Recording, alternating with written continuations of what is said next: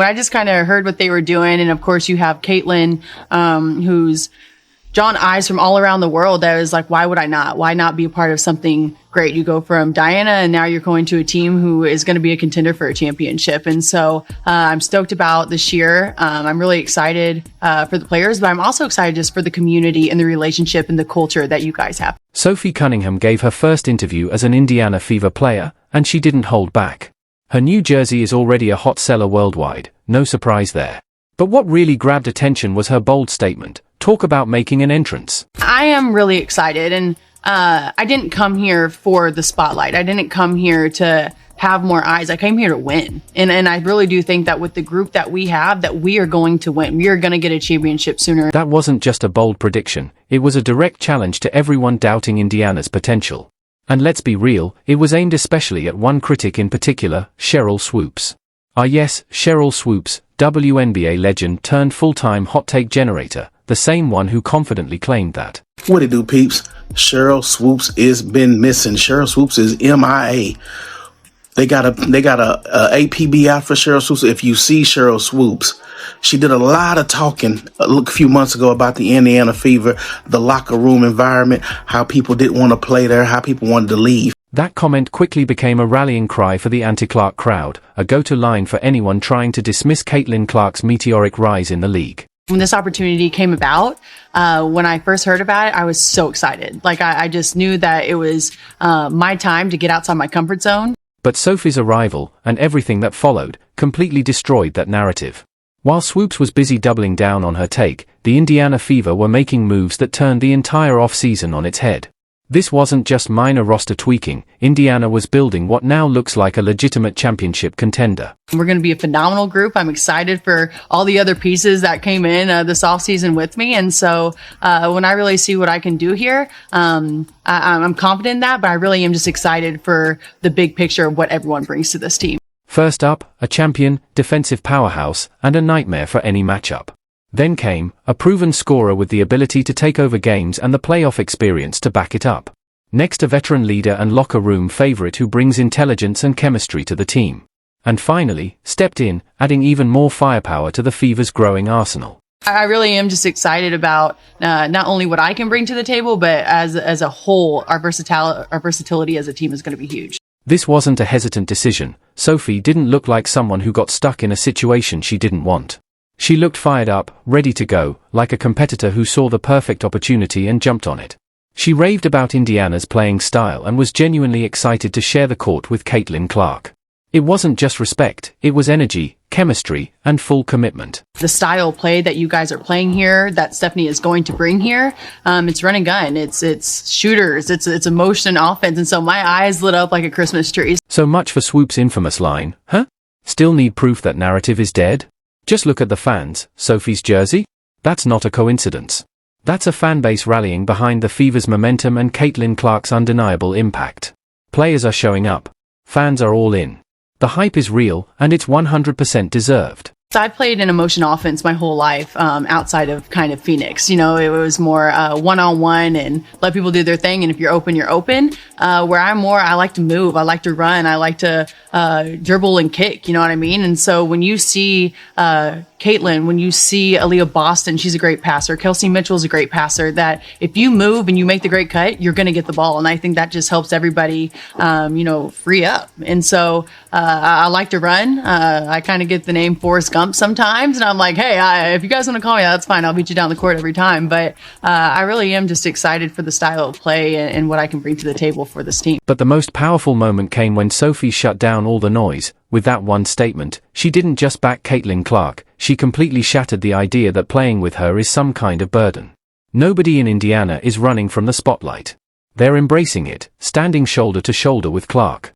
And judging by this roster, they aren't just here for the show, they're here to hang banners. Being here, I've already been motivated. Like, I know this is a new, fresh start. I'm not in a box anymore. Like, I can finally be free and be in an offense that I think that I can really thrive in and be around players who our mind is strictly on basketball and winning. So I'm just re-motivated. I'm refocused. I feel like I'm back, to be honest. I got a nice tan and that always makes me feel good too. And so being here, honestly, it just makes me want to work even harder than what I've been doing. Sophie Cunningham made one thing crystal clear in her first interview: real contenders, players who want a championship, see something special happening in Indiana. They're not shying away from the challenge. They're running toward the opportunity. They see Caitlin Clark's generational talent, Aaliyah Boston's rising dominance, Kelsey Mitchell's scoring firepower, and Lexi Hull's relentless energy. Put it all together, and you've got the makings of something truly special. This wasn't a veteran settling for a backup plan. This wasn't a player getting shipped off and trying to make the best of it. This was a proven competitor choosing Indiana, hyping up her new teammates, and making it clear from day one, she's here to win it all. Cunningham didn't just push back on Sheryl Swoopes' misguided claims, she shut them down completely. If there was ever any doubt that players wanted to team up with Clark. I am just so excited to be here. I'm from the Midwest, and so for me to kind of get back to my roots and be close to my family, I'm so excited. Like when I say that I am refreshed and I am motivated and I just like kind of feel like my spark is back. Everyone thinks I've been feisty. You've not even seen the feisty side of me yet. So this should be really fun. But for me, I'm excited to be closer to home. I'm excited to deep dive into the community of Indiana. I've already met a lot of really cool people. I'm excited to inspire the next generation of young boys and girls around here, get to know the community more. When Cunningham talks about the fever, she doesn't sound like someone stuck in a situation. She sounds like a player who's finally found her basketball sanctuary. A place where her game, her grit, and her championship mentality aren't just welcomed, they're celebrated. To kind of come into something that's refreshing, that people's minds are just wanting to win, people are willing to work hard, it's a younger group, and so to me that's refreshing, and now you just have to put all the puzzle pieces together, but you need someone to do that. And so I do know that I'm not old, but I'm also not young. So I'm kind of in that middle group. I still have a lot to learn, and I want to be a sponge. I want to continue to learn and continue to grow. But I also think that I had Diana to take me under her wing, and who better else to teach you the ropes in the W than Diana Taurasi. And so for me to come in here knowing what I've been taught, I kind of want to spread it around, especially with how talented this group is. But while Sophie found the perfect home, Caitlin Clark found something she desperately needed: someone ready to have her back.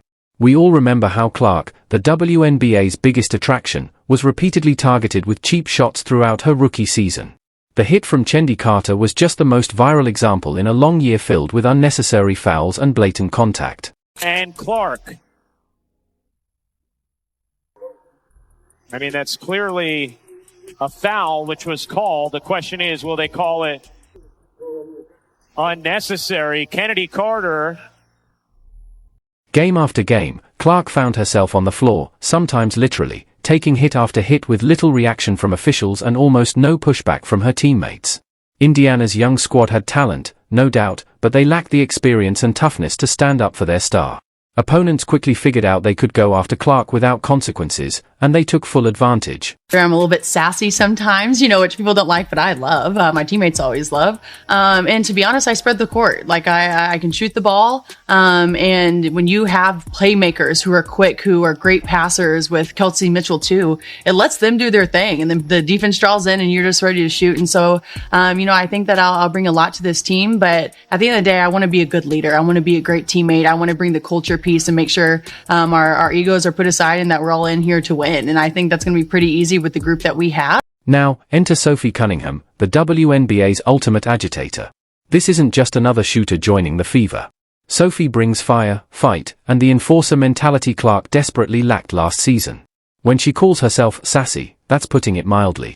Opponents know exactly who she is, a player who thrives in the chaos, isn't afraid to talk back, and refuses to let her teammates take hits without a response. I'm just excited to kind of maybe be that calm piece when it needs to be calm, that feisty, sassy, stick up for my teammates when it needs to be that. And so just kind of reading the room and, whatever the team needs that day, being able to provide. Going to stand up for my teammates, Sophie declared with confidence.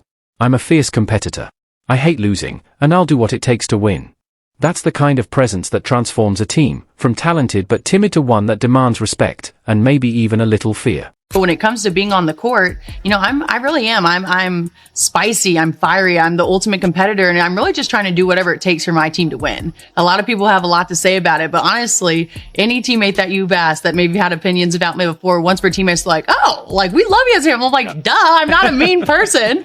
But to be honest, I think that it could be a game changer. You know what I mean? And I'm going to hit my threes. I'm going to do all that. But just from a young age, my parents were like, go be the hardest worker. player. Don't let anyone outwork you, but also enjoy it. Like, you work your tail off. So when it's time to play a game, go laugh, go smile, go yell if you want to, go be passionate. What makes Sophie the perfect bodyguard for Clark isn't just her willingness to step in, it's her relentless energy. She calls herself Forrest Gump for a reason. She never stops moving. Offense, defense, transition, she's everywhere. When Clark is pushing the pace, Cunningham won't just be trailing the play. She'll be right there, ready to drain a three or send a message if needed. I learned so much out in Phoenix. I was really blessed to have some really great teammates. You get to learn from the GOAT, Diana Taurasi. We've had a lot of people going in and out of that program. They've won championships. And so there's just a lot to learn. Sophie didn't learn this toughness from a textbook. In Phoenix, she absorbed that no-nonsense, win-at-all-costs mentality, the kind only a select few players truly master. It's not just about skills, it's about attitude, presence, and making sure opponents know exactly what kind of fight they're in for. People say I'm 3-and-D, which I've never really considered myself a defensive player, but I think the past couple of years, I've been able to get my body right. I've been able to bang down low and hold my own. And so I just think when you can get players who are versatile on not only the offensive end, but the defensive end, that's where you win your championships. That's where you make a statement. And so I'm excited to kind of get down and start working hard on the defensive end. I think as a team, we all have to kind of have that mentality, especially if we're trying to get to where we want to go. Defensively, Sophie is a coach's dream. At 6 feet 1 inch with agility and basketball IQ, she can guard almost any position on the floor.